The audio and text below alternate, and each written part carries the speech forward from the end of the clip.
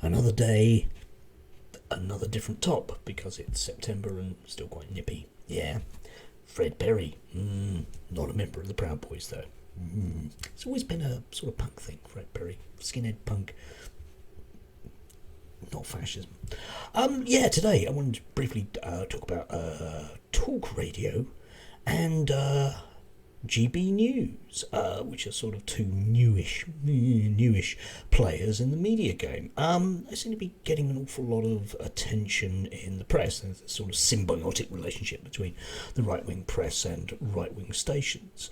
But there's a lot going on behind the scenes with these two organisations, who both of whom are a kind of British version of Fox News. GB News was originally set up under the auspices of Andrew Neil, who's kind of gone AWOL, basically because he doesn't like the stance that the station's taking, which is just simply to employ mates of Nigel Farage to spout whatever right-wing gumph is fashionable for that particular week.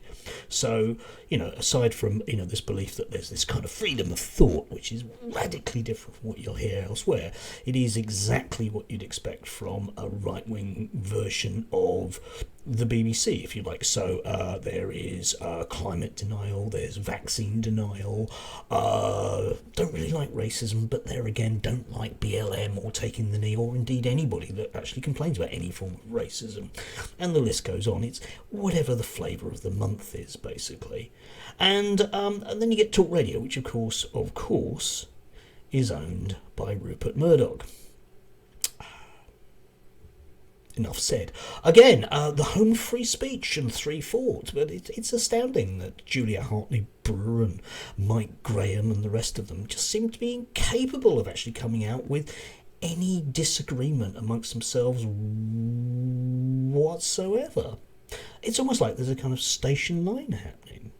Now, you might think, well, okay, it just adds to the kind of media landscape, but the issue is that these organisations are owned by people who have a particular agenda to set. For example, GB News is owned by a group called All Perspectives Limited. The irony, okay? And there's a couple of guys, Mark Schneider and Andrew Cole, behind it. They sort of are heavily involved in a group called Liberty Global, and Liberty Global, fact fans, owns roughly 10% of ITV and are rumoured to be wanting to take over ITV. Now then, Rupert Murdoch basically owns every newspaper on the planet, as well as an awful lot of TV, and then you get these two guys who are just kind of wannabe kids that want to do the same thing. Incredibly rich people that seem to have just one driving agenda. Yeah? It doesn't really matter that GB News loses money, it doesn't really matter that talk radio doesn't make money. The important thing is to make sure that only their particular view of the world is represented, and if it can't be represented, we'll talk about something else. So we'll talk about statues. Boo-hoo-hoo, statues. Always dreadful, isn't it? The statues. Look at the statues coming down. What about Brexit? We're not going to discuss it. Now, you might argue that Ofcom, that glorious bit of British quango, will sort all this out. Well, there is a bit of a problem, isn't there? In the sense that, first of all, these two organisations have been allowed to set themselves up with what appears to be their own particular agenda. Ofcom doesn't appear to be applying sort of impartiality rules to them at all. And we might argue why. Why would an independent regulator not employ impartiality rules? Could it be that the people that are employed on Ofcom are basically employed by Her Majesty's government?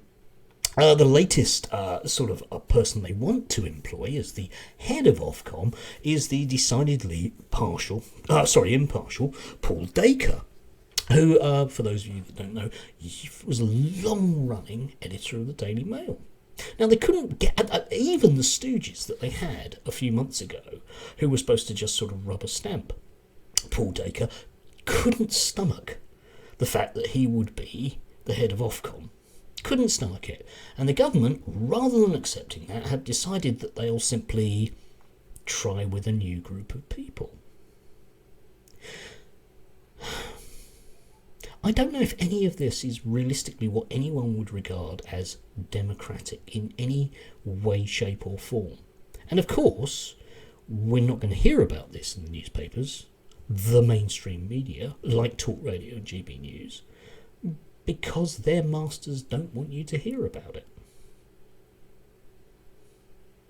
You hear a lot from the right wing about their voices not being heard.